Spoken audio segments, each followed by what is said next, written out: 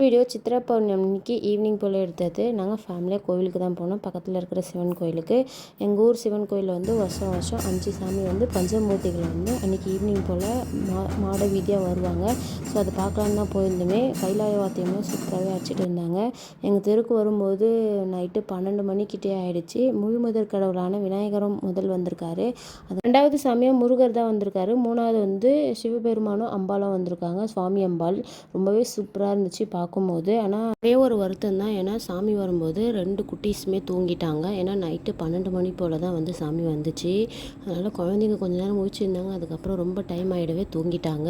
So நான், அம்மா, பெரியம்மா 3 பேரும் மட்டும்தான் வந்து சாமி பார்த்துட்டு திவாத்திரம் கொடுத்துட்டு நாங்கள் வீட்டுக்கு வந்தோம். ரொம்பவே சூப்பராக இருந்துச்சு.